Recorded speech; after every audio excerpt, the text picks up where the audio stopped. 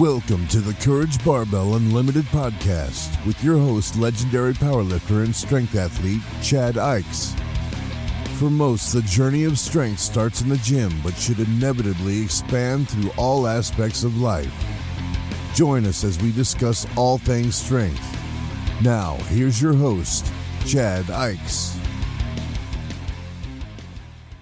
Hey gang, Chad Ikes here, as the intro said, so I probably didn't need to say that, but I'm saying it anyway.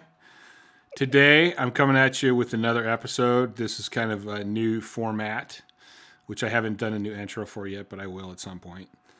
I'm going to start having a co-host, an equal across-the-board host. Surprise!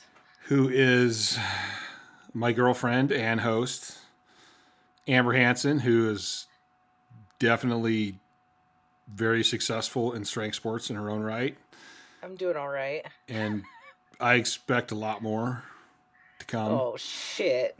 There's the expectations. Yep. Starting off strong. And I'm a little behind. I still have a bunch of people. We got a bunch of cool interviews coming up. I'm just having trouble scheduling things at the moment. But we got some new ones coming up, but we thought we'd record one tonight. We have like a bunch of topics we always talk about. Mm-hmm. And we thought, hey, these would be good for other people to hear and discuss and all that other stuff. So we're going to jump right in with a really good one.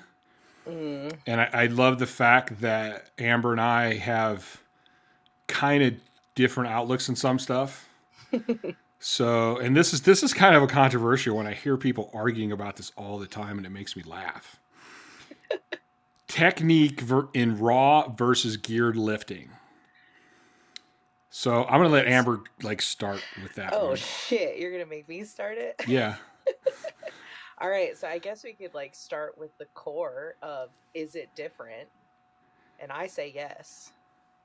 And you say no. Right? Yes. I say no, it is not different. My technique does not change. Well, I shouldn't say that. Generally, my technique Oh, we're going back already? Generally, my technique does not change. In the bench press, in the squat, it stays the same. In the deadlift, it stays the same. That was my freaking ace in the hole I was going to get you with on the bench.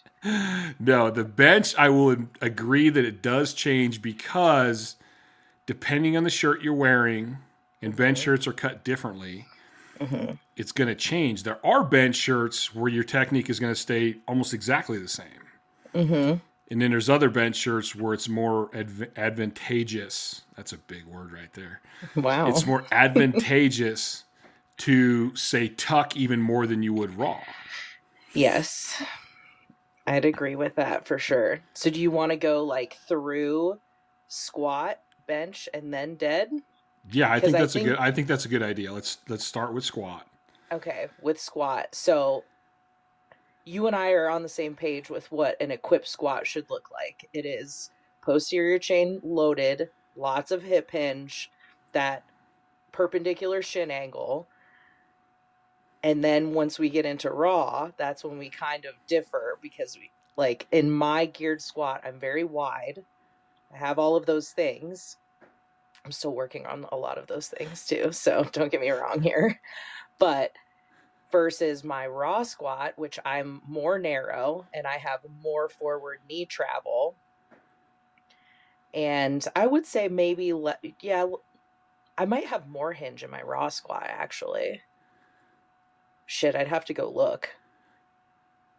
I'm going to have to double check that too, because that would actually be interesting if you have more hinge in your raw squat, because in a geared squat, the more hinge you get, the more you're going to get out of your gear.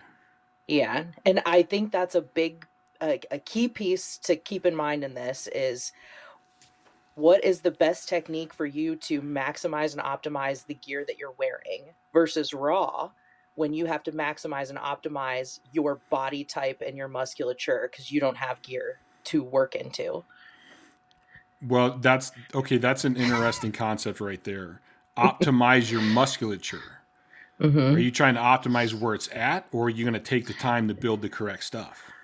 Well, what's correct?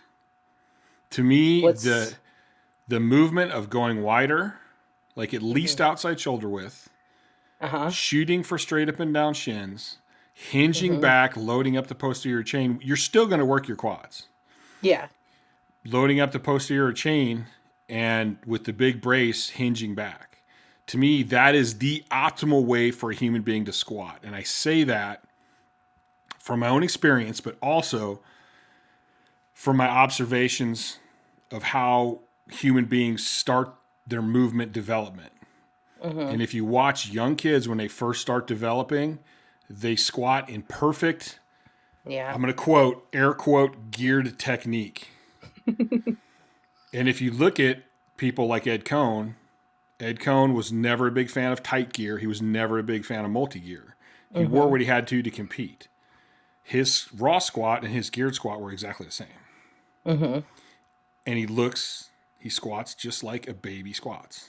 To me, that's optimal. That's optimal leverages of a human being. Now, depending on your thigh length, depending on your trunk, it may look a little different, but and the shins might be a little more forward with somebody because we're like, hey, your femur's way long.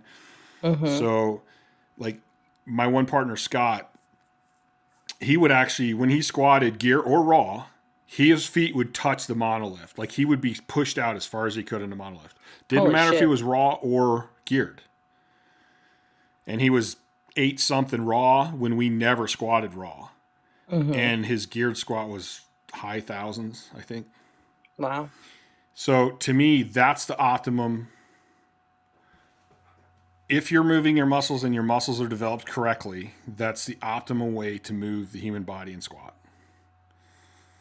Now, I'm going to go, most people are like, oh, their hips can't handle it. The hips can't handle it. Well, is it because you've never developed the strength in your hips and you don't want to take the time to do that? I mean, I think a lot of people get caught up in, well, I'm weaker that way. Well, yeah, of course you're weaker that way because you've been doing it this way for so long. What is the best way to do it? Yeah. And our bodies are naturally just going to take the path of least resistance in any movement. Like that's just what they're going to do. And you have to reprogram yourself. So like if someone's hips are weak outside of the gear, they're going to recruit other different muscle groups to try and make up for that. Yes. And I would say that's true because babies aren't lazy as hell. And they actually develop all the correct movement patterns. And then as we get older, we start getting lazy. We start sitting down more. We stop squatting to pick up stuff and we start bending over. And then we create those weaknesses. And then when we get in the gym, we listen to really stupid coaches or really stupid friends. And we start changing those patterns. Yeah. Yeah, I could see that. Because, I mean, and it, like if you go, say when I first started squat, when I first powerlifted, I had an Olympic style squat. That was because of what I had learned for throwing. And I did just outside shoulder width, buried it as low as it would go. Knees were forward. My knees ached every single time I did a squat session. They would ache for days. When I learned how to squat properly, sitting back on a box, using my posterior chain was so weak. I went from squatting 545 as low as I could go with no belt for 5 sets of 5. I couldn't squat 135 correctly sitting back because my posterior chain was so weak. Wow. I was all quads. Yeah. So I had to take 6 months and completely start over and rebuild. And then after 6 months, I was back to where I was, and then it just kept growing. And I will say that my squat would have never been what it was if I wouldn't have taken that step back. Yeah, that's something to think about too, is are you so set in your ways that you can't take that step back? And I think a lot of people are. I mean, with all the seminars I've done in my career, I've seen a lot of people, and they're like, well, I'm not stronger this way. I'm like, well, yeah, because the muscles we're now having you use to be a more efficient squat are weak. You have to build them up, and then in the long run, you're going to be way stronger. Yeah. A lot of people can't get past that. So what's the point of no return? So like, okay, let's take me for example.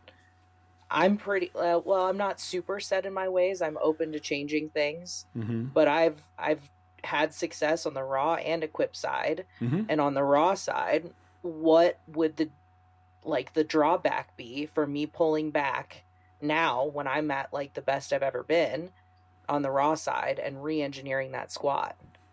Would it be worth it Oh, I think it totally would be, time wise? because once you get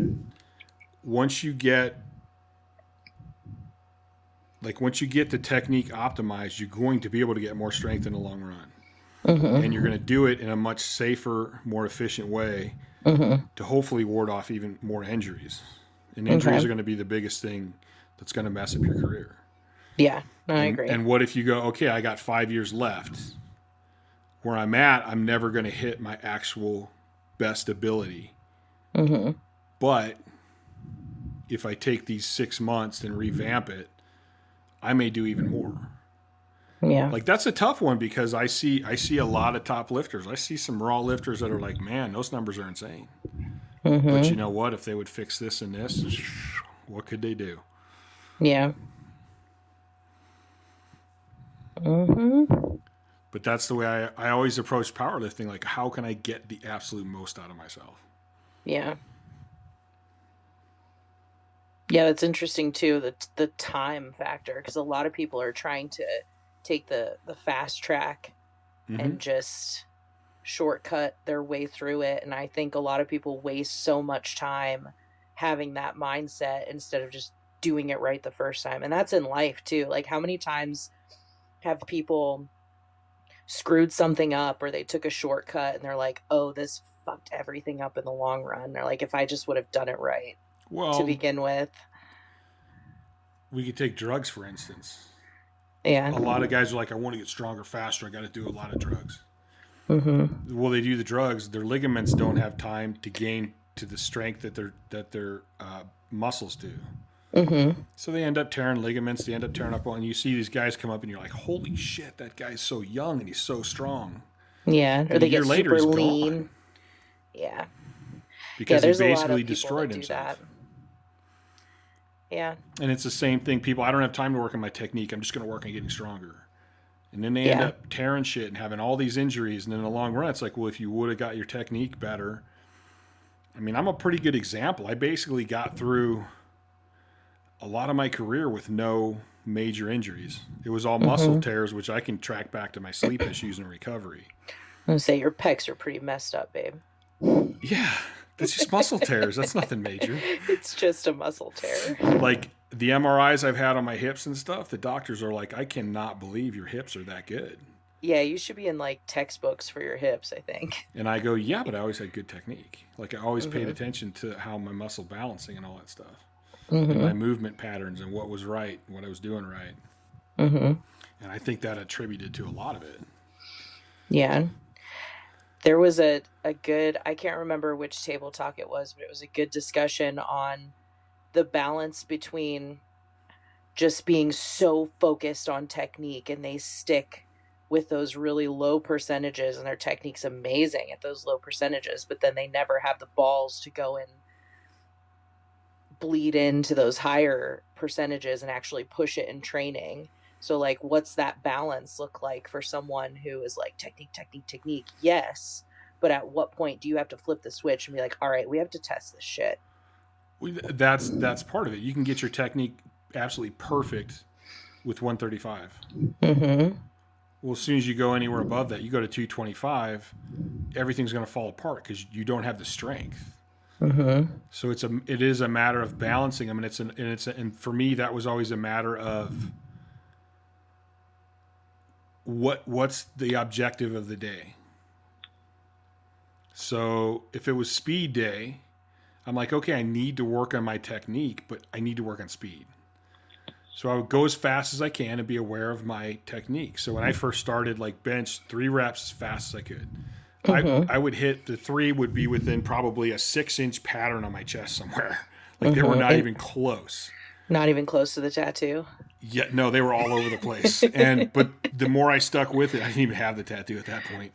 The more I stuck with it, the closer it got. And within a matter of a few months, I was explosive and it would hit at the exact same place every time.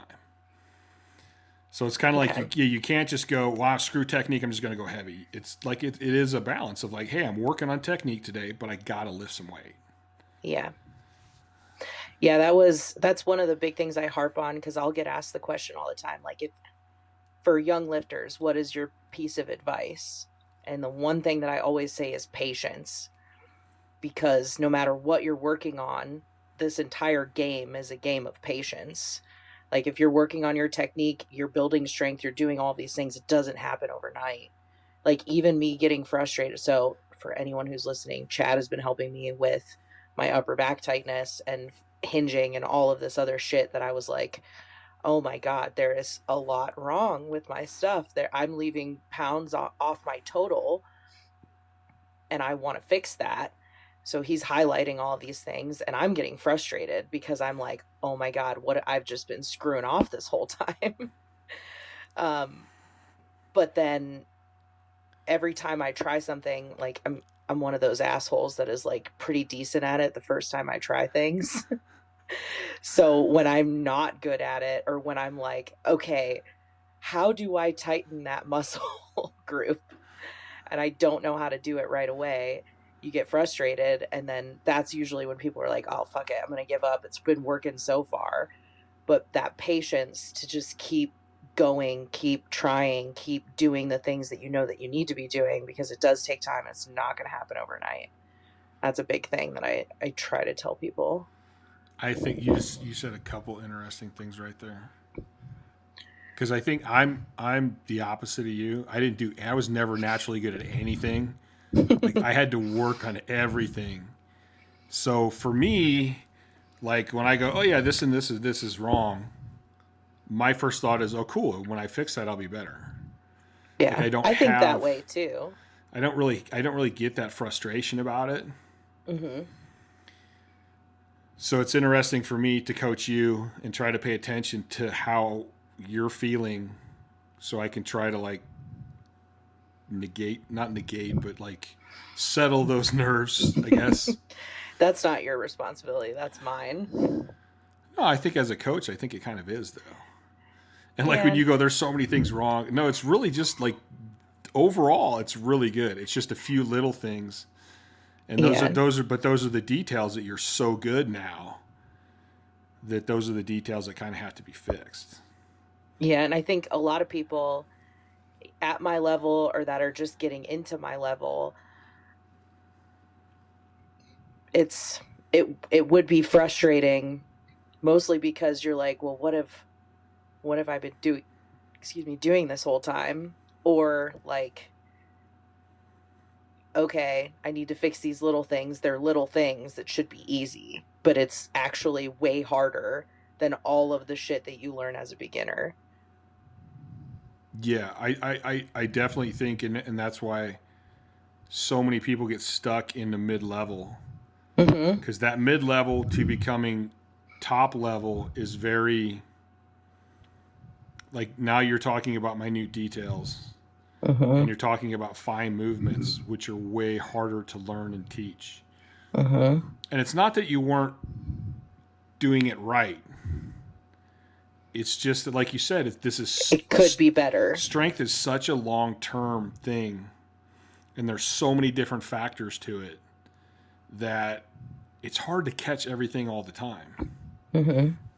And a lot of times, a coach or yourself, you might not see these things until something else gets, like, these things are tucked behind other issues. And it's not till those other issues get fixed that we really see this other one coming up. Yeah. And it's kind of like we talked about with it's interesting for me to watch different coaches, especially coaches that I have a shit ton of respect for and some that I learned from. And I watch them work with one person, and they're like, why are they focusing on that part? Because to me, that part isn't as important as this other part. And it's just different perspectives and seeing different things. And because I always say it's simple, and to me it is pretty simple, but there's still a lot of moving parts. And so you're always trying to keep up with all these moving parts, and which one is the part that I need to fix to get better and get better and I look at that, like guys that build like super high horsepower motors. Mm-hmm. It's like you can build all these things. Well, I forgot to put in this better valve. Well, that just screwed everything up. Yeah. And so we're always looking at all these different moving parts and trying to keep them equally strong. And if we build one other part, well, then I need to fix these other parts too. But I'm not going to know that I need to fix them probably until I get this other one fixed. Yeah, things uncover other things as you go through the process, which is part of the beauty of the sport, honestly. That's why it's so it's infinite. Strength is infinite, in my opinion. Like, there is always something to build upon, something to improve upon, and also there are things tucked under other things that you don't know exist yet, but they just haven't resurfaced, or they haven't surfaced. Well, yeah. I mean, what gets you to a 400-pound bench isn't necessarily what's going to get you to a 6, which isn't going to get what's going to get you to an 8. Training at 20 is going to be different than training at 30. Yeah, I heard Training that. at 30 is going to be different than at 40. You know, and there's just so many different factors, and the stronger you get, the more your volume in training is going to go up. Just simply from your warm-ups and the weights that you're taking. So now you're trying to track your volume, how much goes up, how am I going to recover? The stronger you get, your body changes, you become more efficient. Now you're taxing your body more. Like it literally is. You're right. Yeah. It's infinite, the things that can change. Yeah. And the You go moving up and parts. down weight classes, your leverages change, Yeah. like everything. You add a different piece of equipment. You do fucking anything. It's amazing. You decide to switch from flats to heels and vice versa. It's like so many different things can change everything, and it's cool. That's where I think when I started when I look at technique and when I look at programming, I see it as an outline, and I'm looking for these major markers. And it's like, okay, if I can get all these major markers right, then it's just changing little things after that. So when I look at technique, which is probably one of my favorite things about the sport, is just how the body moves and how to make it as efficient as possible, and how to fix muscle groups when one's weak and what's going to happen. Yeah. It's that I lost my train of thought. That's what it is. Well, I have a question for Okay. you. I don't know if it will help with your train of thought, but if you were to take a brand new beginner lifter who has tons of potential, they are built for powerlifting, they have an athletic background, they played sports in high school or something, and they are like prime raw material to be all-time world record holder, best of the best, number one. What does that look like for you? Where do you take them? How long does it take to get them to that point? If that is your athlete and you're taking them to the top and they're just starting with you, this is a big fucking question, I'm sorry. But what does that look like? First off, what do you start with? You did make me remember my train of thought. It was how I have. Did I? Yeah, Yes. when I'm looking at technique, it's about finding those little cues, those main things that I think are right. So a squat might look different between 4 different lifters, but those main points that are important all line up. Yes. So your question, and this is we're so far off of the topic we started on, which is awesome. Oh shit, we definitely are. Oh God. We're so there's far like off 5 of it. different full podcasts and all this stuff we've talked about. My We both first have ADD, it's sad. question, what's his heart like? Like, Does he have heart? okay. Does Not he have like, will? is it beating? Does Like, it function?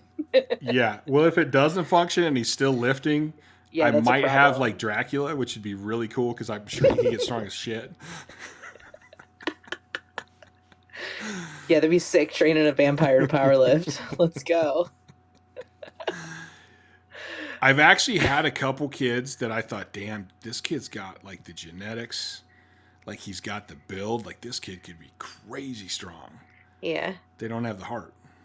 Okay. So I don't even look. Like when I see a young lifter, if I do see genetic potential, I'm like, oh, cool, let's see what happens. I'm looking more for a kid that's got heart. Yeah. I mean, I reached the highest level. Some people say I'm a legend in the sport. I was not this genetic phenom.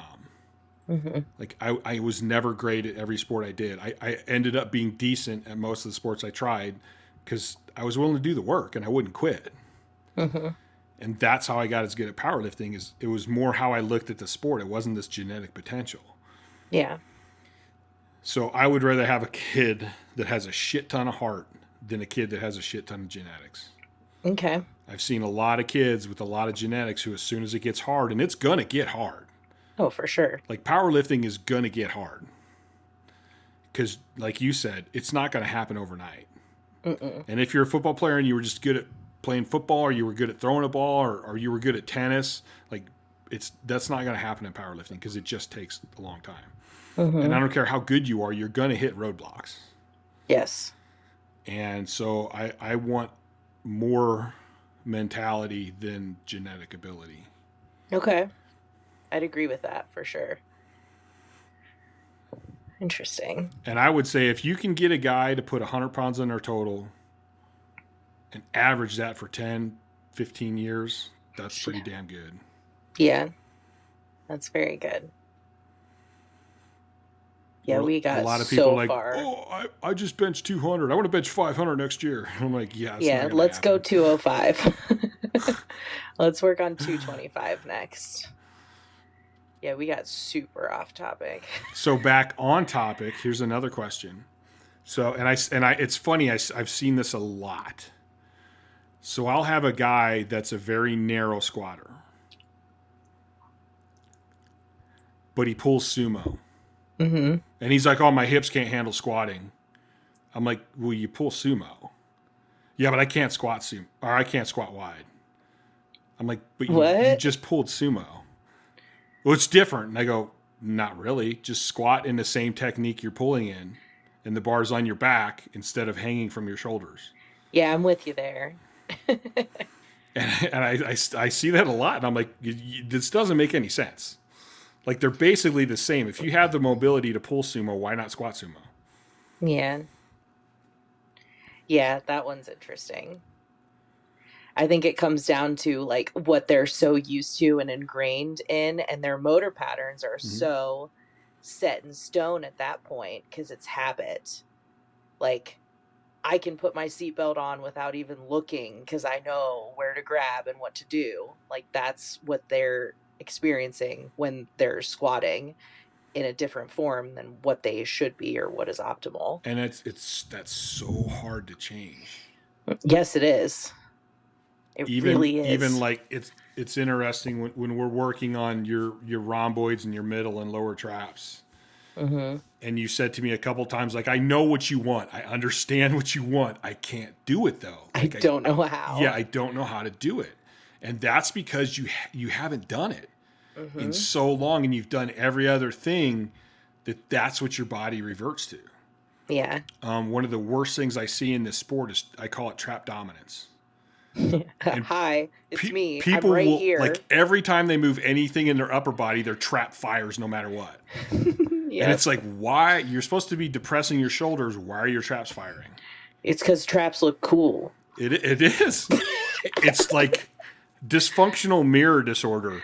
I'm going to train everything I see in the mirror, and what I don't see doesn't even exist, so I'm not going to worry about it. DMD. Let's make that a thing. Oh, yeah. We need to make a vaccine for that. That's what we need to make. She's got DMD. I'd take it. That one I'd take. And then, like, how hard it is to fix that is it's crazy. Yep. And I train all kinds of people. So I have a lot of older people who have just went through today's life where you're hunched over a computer, you're hunched over your phone, you're slouching when you're driving, you're sitting in a lazy boy chair that slouches you over. Mm-hmm. And I mean, these are people that aren't athletes that don't train, but they cannot scapular retract. Like, they completely lose the ability to scapular retract. And I have to start the process by doing scapular retraction and actually grabbing their shoulders and pulling them into retraction while they're thinking about it. Yeah. And like it's like starting from the ground up, trying to develop new neural patterns.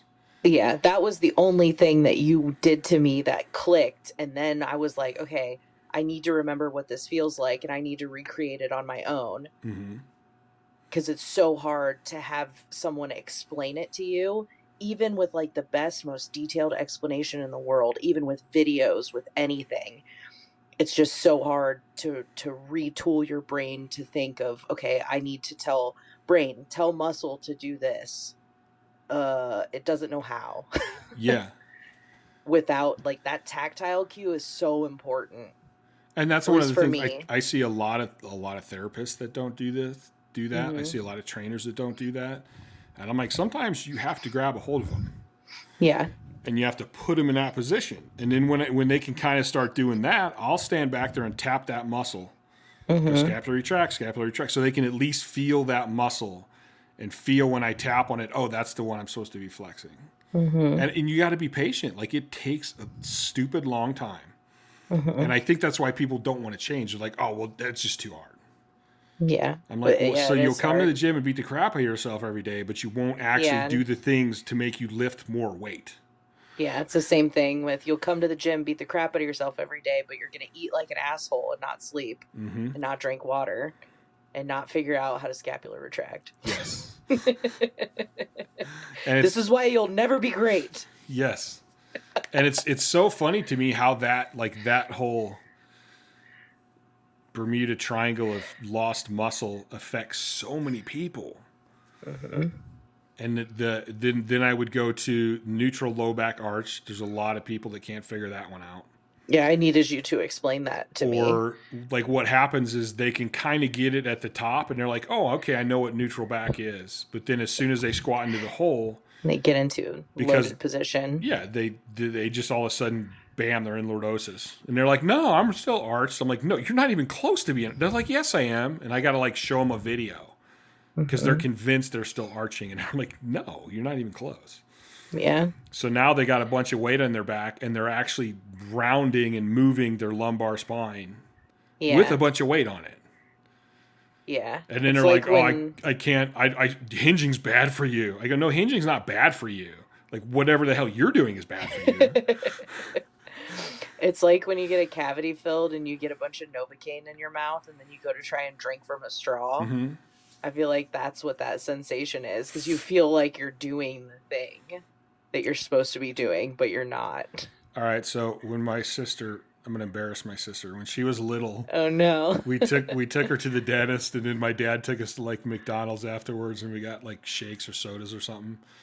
And all of a sudden, she's just bawling in the back of the car. Oh, just no. bawling. And I'm like, what? What the hell are you crying about? And she's like, nothing will come out of the straw. And like her lips are not even pursing the straw, and she's just like... And I'm like, push your lips around the straw. Like, nothing's going to come out. You have no suction.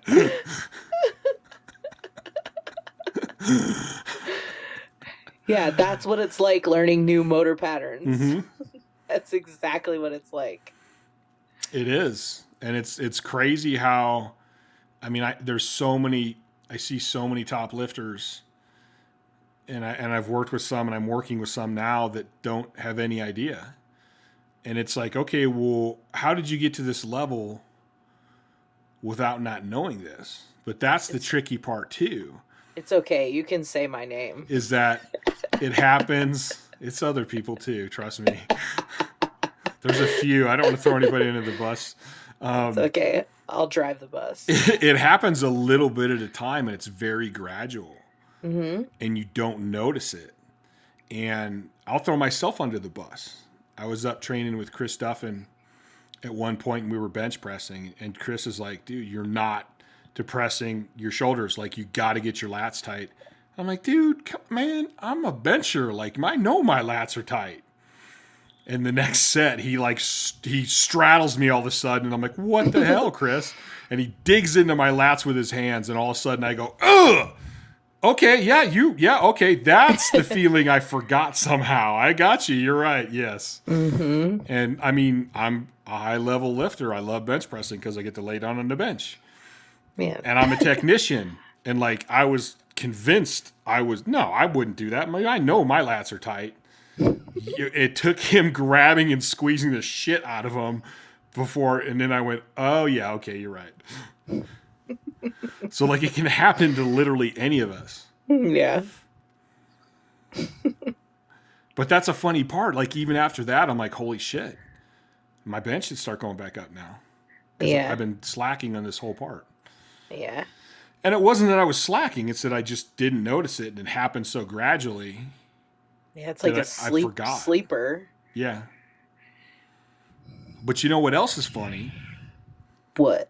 Well, it's funny that I love this shit so much that I can talk about it for hours. It's not funny, it's awesome. Every other sport in the world will hire coaches. Yes. One of my nieces who had a full ride to Oregon State for softball, catcher coach, batting coach. Mm-hmm. Like people get throwing coaches, they get tennis coaches, they get golf coaches. Like every other sport in the world, swimmers get swimming coaches. We need to move through the water more efficiently. Every other sport in the world will get tons and tons of coaches that just work on technique. Mm-hmm. How are you throwing that ball? We're going to make you throw that ball harder. Yeah. One of my friends, Joe DeFranco, basically is a genius at sprints. So if you're going into the combine, like you need to go see Joe because he's going to lower your 40-yard dash time. Mm-hmm. And he's not doing it by making you stronger. He's doing it by making you run better. Yeah. But in powerlifting, we want a coach that gives us a program. Yeah. We're worried about our program. How hard do I train in the gym? Mm-hmm. Yeah, what's my percentage? What's my reps in reserve? Yeah, we're not hiring the guy to look at our technique. Yeah. And that's absolutely amazing to me because I would argue that, I can't argue that it was more, but I know how important it is. Like, especially with my throwing background and doing the Highland Games and stuff. Mm-hmm. Like, when I first started throwing Highland Games, like, the pros kicked my ass. Mm-hmm. But I happened to know who they were, and they happened to know who I was, and we would have these great conversations, and they're like, Chad, you're so much stronger than me. Like, if you could just learn the throwing technique, what could you do? Yeah. And I'm like, yeah, but you guys have great technique. What if you let me make you stronger? Then how doing what you do? Yeah. Yeah, there's so many different pieces to that puzzle, which is why I'm really thankful. So, like, I don't know anyone else who's had this kind of upbringing in powerlifting, but Marcus, my like head coach for all intents and purposes, with the programming and like with the technique at the beginning, was kind of like, go get information from other people. Mm-hmm. So Jimmy was my bench coach. You're helping me with this other stuff. We're talking about Jimmy Kolb too, like the Laura. best bench presser in the world. Yeah. Like, I've gotten help from Laura. I've gotten help from so many other different people who are good at different things. Mm-hmm. And then brought all of that information back into, like, the whole picture. And I think a lot of people could benefit from that. And instead of jumping around coach to coach, which I see a lot of, I think coaches need to chill out on their own egos a little bit and let people branch out and get information from experts and SMEs and everything, and then bring that back so that they can get better as a whole. Well, I think that's genius what you just said, and I'm going to expand on what you just said. I think it's so genius because I'm fascinated by cueing. I'm fascinated how people can hear things so many times one way, and it's that 10th way. And I'm the same way. People can tell me, and then finally I'm like, dude, why didn't you just say that to begin with? That makes sense. Yes. So I think there's this huge benefit from being coached by other people because you can get different cues. Mm-hmm. Someone can make you understand something that you can't. When I had my team, my partner Ethan was, for some reason, he was just really good at knowing what people needed to hear. Mm-hmm. And there's plenty of times I'd get frustrated. I'm like, Ethan, come here. Here's what I want this person to do. Will you get them to? And he would immediately get them to do it. Translate. Yeah.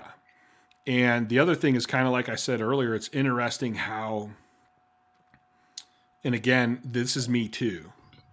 If I'm having people with a bunch of different problems, like for some reason that's in the forefront of my head. Mm-hmm. So I'll pick that one up first when I'm training with other people. Well, you could get to a different coach that could pick up something that you didn't see because you're so focused on something else. Yeah. And that could still be a very important part of the key to getting everything to working right. Mm-hmm. So Your I think blinders. if you had an open mind and you're like, no, I want you to go see other people and that was one of the fun things about the when we were doing the Learn to Train seminars at Elite FTS Mm-hmm. is we would have like 4 or 5 coaches with each group. Yes. And it was cool. And we would always communicate really good. Like it was cool to have them other coaches. And nobody was like, oh, hey, what about this? Like, because we didn't want to, we were all friends. Yeah, you weren't stepping on each other. I would It go was to somebody collaborative. else. Yeah. Or they would come to me and be like, hey, Chad, what about this? I'm like, oh, shit. Yeah. Tell them that. Mm-hmm. Or vice versa. And because we would all see things differently. Yeah. And I think there's a lot to that.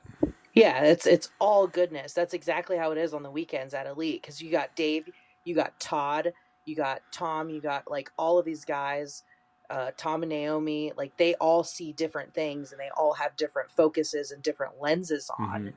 And depending on the lifter, like you need to know what level that lifter is at, because if you throw too much at them, it gets a little overwhelming. Yeah.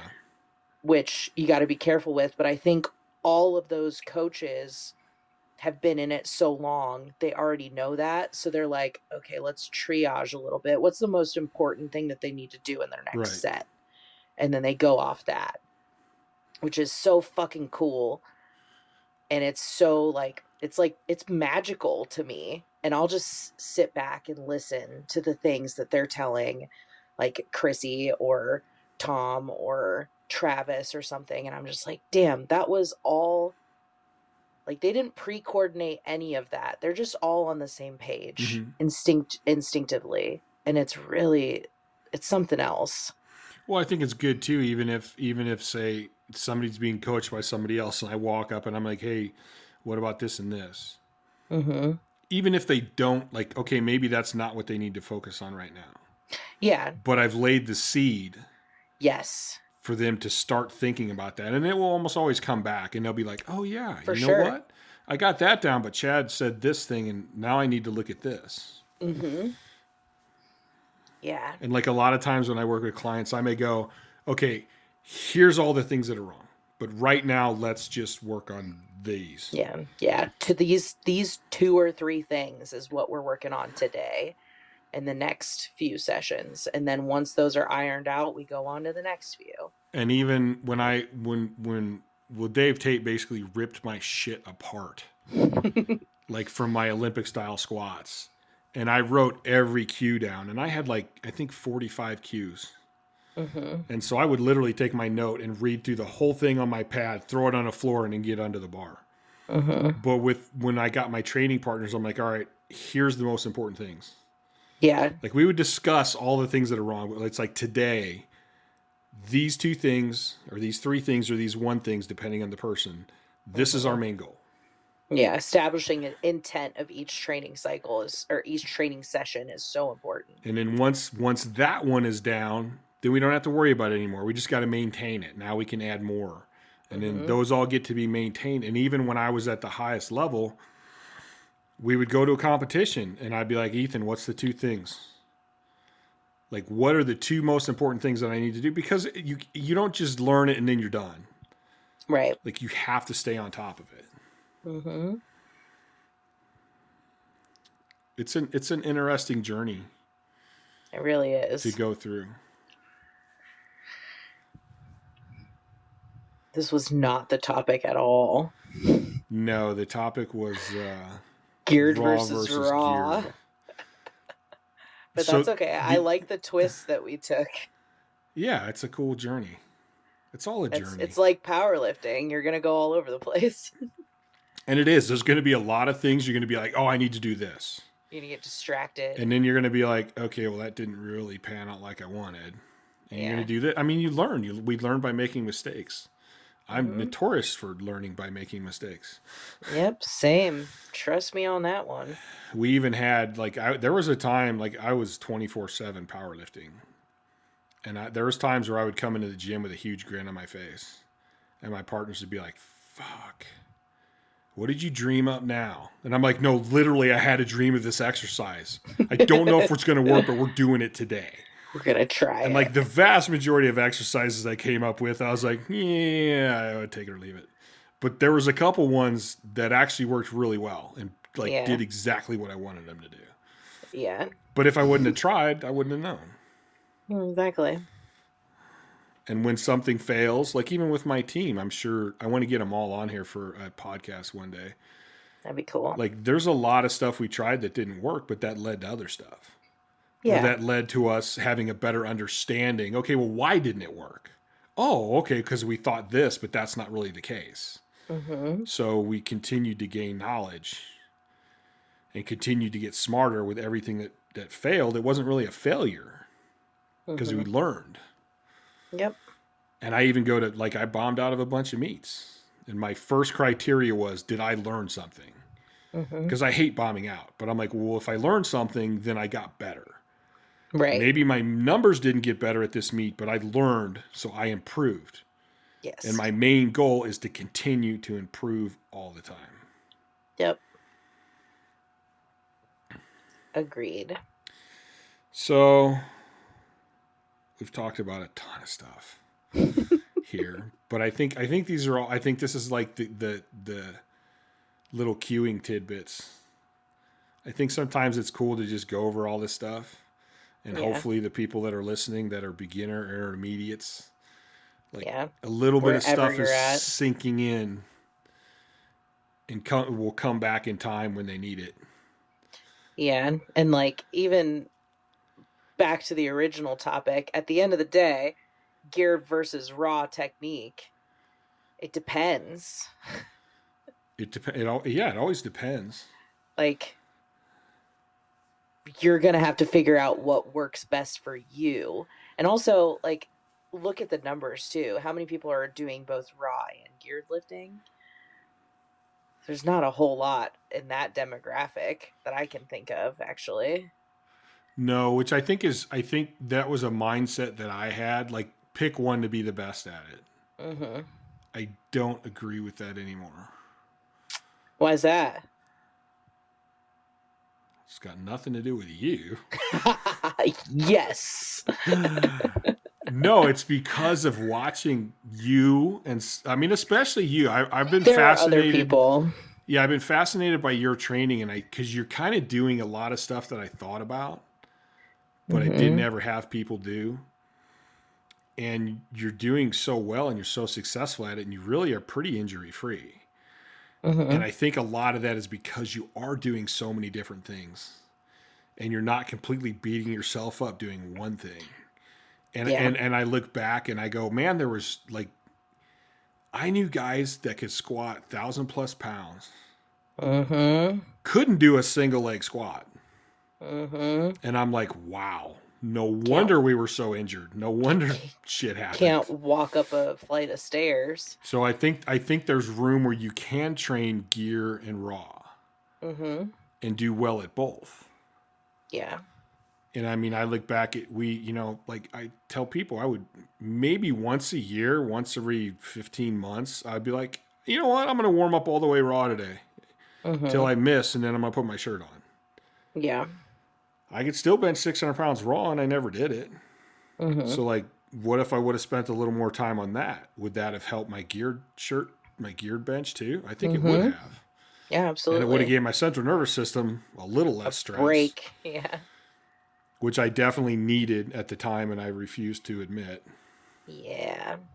Or realize, I should say. So I think there is a way that you can do both. Yeah. And especially, I think once you reach a level, a lot of guys, they reach that level and they're so, all they do is powerlifting. And that's actually one of the worst things they could do. Yes. Need to do other shit or take time off. People don't want to take time off. No, everybody's so afraid. And this is a whole different, like, this is a different topic. This is going down the whole courage path now. So we'll save that for another one. Okay. But it isn't, that is a really good topic. Yeah. Yeah. We'll people are way too afraid to take time off. Like they're so convinced that if I take time off, I'm not going to get stronger. When in fact, most cases, if they did take time off, they would get stronger. Yep. So it's like you're not seeing you're not seeing the forest through the trees kind of thing. Mm-hmm. Yes. And I could expand that into life pretty easily too. I know. It's all interconnected. It is all interconnected, and that's what I love about I love the mental side of strength more than I like the physical side. Oh, absolutely. Because I think the physical part is easy. Yeah, it's at so least simple. When it comes to like, dude, I got to go to the gym. I got to push myself and stress myself. Mm-hmm. Then I got to go recover. Mm-hmm. And literally, I don't even know how many programs there are out there. Yeah, I'm going to say 50, 100 at least. At least.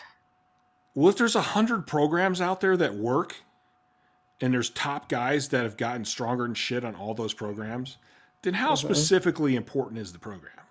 Right. I think it's more about technique, mentality, recovery, than any of that, than the program. But it seems like everybody wants to focus on the program. Yeah.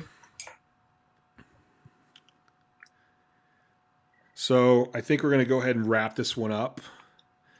And we're definitely going to be back for more. Oh, yeah. We talk every day, and we always have more ideas of training stuff. I think it'll be an endless river of ideas. And yes. You're going to be sick of us. Amber's going to start hosting when we can get the schedules right with guests, which I think is going to be pretty exciting too, because she is amazing, but she definitely thinks a little differently than me, which is That's great. The fun part. Different perspective. So yeah, thanks for joining us, and I look forward to doing another podcast with Amber, and I look forward to you guys coming and listening, and we're out of here. See ya.